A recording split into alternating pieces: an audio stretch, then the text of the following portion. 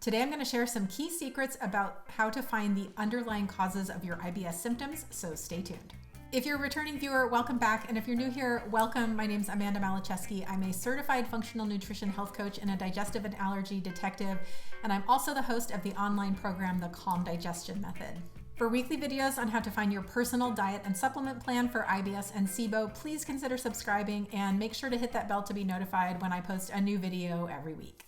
As a gut health coach who supports people with IBS and SIBO every single day inside my Calm Digestion Method program, and also interacts with thousands of other people dealing with gut challenges online, I know firsthand how much better your results are when you target your action to the most important things. And in this case, that is the actual underlying causes of your IBS symptoms. But what I've also noticed is that it's really common for you to get lost in the weeds looking for those root causes. So today I want to share some key hard-won wisdom and tips with you about how to approach figuring out your root causes for your personal IBS or SIBO case. So let's get started. First secret, okay, let's start with the big picture.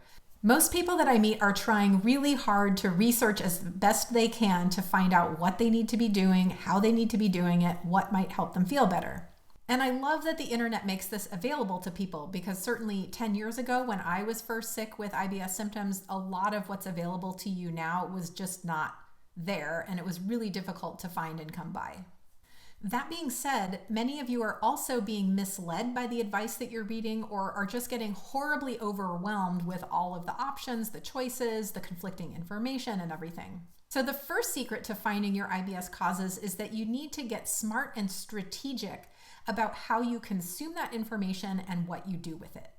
And so how does this translate into real life action? Well, on the ground, this means that whatever action you're planning to take, whether that's a diet change, a behavior change, a supplement change, a medication change, or whatever, you want to make sure that you have a clear idea of what that tool or technique is supposed to do and what you expect will happen when you use it. Inside my Calm Digestion Method program, I teach my clients to approach each experiment that they try to do with a good question in mind, and to also create a hypothesis about what they think will happen.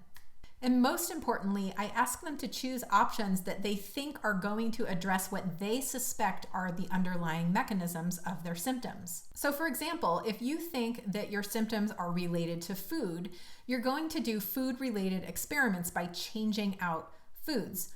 And probably what you're going to do is remove the foods that you suspect are causing a problem. So if you think your food problem is due to FODMAP foods, then you'll remove FODMAP foods for a period of time and then determine what happened with that experiment. Did it improve things or not? And if that did improve things, then that tells you that those foods you removed are related to your symptoms, and whatever mechanism underlies those diet changes. So with FODMAPs, it's that FODMAP foods are the problem, then this is a mechanism of your symptoms. You are sensitive to FODMAP foods, likely because you have bacteria that are consuming those fibers and creating gas. So going into this, you're going to ask a question: are FODMAP foods related to my symptoms? And then you're going to create a hypothesis, which is, of course, I think that FODMAP foods are the problem here. This way, when you run your experiment, you have a clear idea of what you're testing and what you think will happen, so that you can measure your actual response against that. And you're less likely to get stuck continuing to do something in the long term that really isn't that helpful for you. The second secret to figuring out your underlying IBS causes is that there really is a short list of underlying causes in general. Now, I'm going to save you a lot of time and effort by sharing what I consider to be the 5 most common underlying reasons for IBS. Number 1 is SIBO. It's well documented now that approximately 60 to 70% of IBS cases are directly caused by an overgrowth of bacteria in the small intestine. Number 2 is food sensitivities or intolerances, like FODMAP sensitivity, gluten sensitivity, lactose intolerance or dairy sensitivity, histamine intolerance, and so on. Food intolerances can be a byproduct of other infections that are mucking up the environment in your gut and leaving them sensitive to foods, but they can also be a standalone issue that sometimes can be addressed by addressing your diet. The third common cause is non-SIBO dysbiosis. So these are infections or overgrowths of things like parasites, bacteria, fungus and candida, H. pylori bacteria, and so on that can really wreak havoc all over your digestive system and be the cause of symptoms. Number 4 are digestive diseases like ulcerative colitis or Crohn's disease, gastroesophageal reflux disease or GERD, colon cancer, various autoimmune diseases, and so on. These are usually evaluated by a doctor using the standard battery of assessment tests. And this is the main reason doctors offer them, is to rule out these causes before diagnosing you with IBS. And number 5 are structural issues. So these are things like scar tissue or adhesions that can come from accidents, or things like endometriosis or bowel obstructions. And these can lead to really serious and life-threatening problems in your gut. Probably 95% of IBS cases fall into one of these 5 underlying causes. Of course, narrowing down the specifics can take some time, but it can be done by being methodical about the way you approach thinking about it and the way you approach testing and working through the process of investigation. Now, there's 2 specific questions that you can ask yourself to help you narrow down this list of possibilities to the most likely causes. Number 1 is by considering what was happening around the time that you got sick. This question is really important because it often points to the initial mechanism of injury that started the whole problem off. And this usually holds some very important and helpful clues about how to approach your treatment. And number 2 is to ask yourself, what have I learned from my previous experiments with foods, with diets, with medications, supplements, etc.? When you look at a list of things that has helped you previously and things that have not helped you, this list contains a lot of very important clues that can help you kind of triangulate on what the likely mechanism of your problem is. The 3rd secret to finding your IBS causes is to use the right targeted testing. I know a lot of you are already doing this and have been working with various kinds of practitioners to get some clarity about what exactly might be going on. But this includes things like SIBO testing, stool testing, certainly conventional assessments like colonoscopy and endoscopy, gastric emptying tests, fecal elastase, fecal calprotectin, and H. pylori testing, if indicated, can really help narrow down the list of possible causes.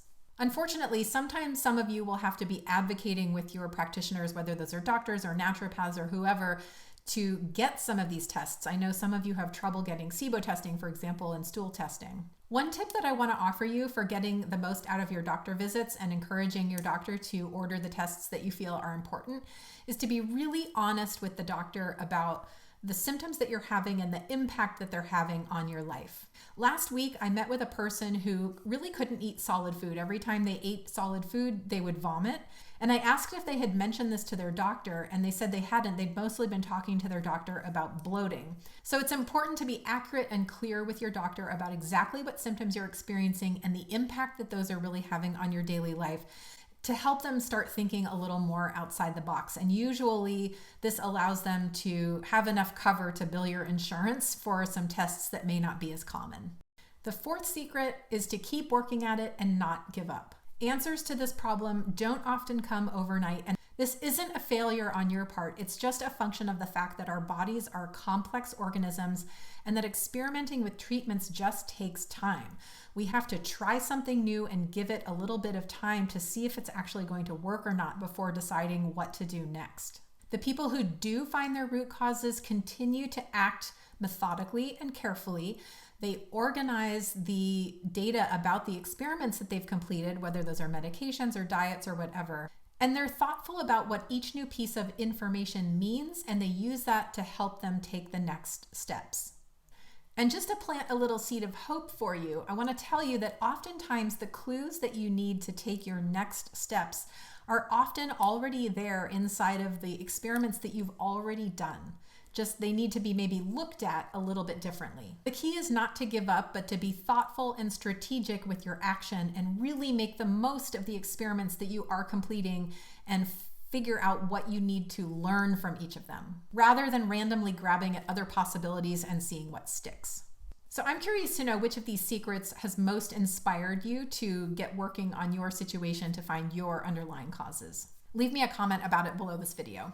So I hope that these secrets I shared help simplify some of the complexity around the situation for you and help give you some hope and direction for where you can find freedom and movement towards a future where your gut isn't controlling your life. Because once you understand what's causing your symptoms, you can choose appropriate treatments to manage and control them. Now, I do want to let you know that if you've been struggling with how to figure out your unique IBS and SIBO underlying causes, this is exactly what I help my clients with inside the Calm Digestion method. So if this is something you've been struggling with and you're ready for some help, I want to invite you to schedule a free discovery call with me. This is a free 45-minute call where we can learn a little bit more about each other and decide if the program is a good fit for you. You can schedule that call by going to confluencenutrition.com/contact, and I will leave a link for that below this video. And if you're not quite ready for that, I want to invite you to download my free guide called The Roadmap to Gut Recovery. Inside that guide is the exact strategy that I teach my clients to help them find their personalized plan for IBS and SIBO symptom resolution. You can grab a free copy of that by going to confluencenutrition.com/roadmap. All right, let me know if this video was helpful for you by clicking like or leaving me a comment below this video. And don't forget to subscribe if you haven't already so you can keep seeing videos like these. And next, I want to invite you to watch the video about 4 strategies for IBS and SIBO. So I'll see you next time.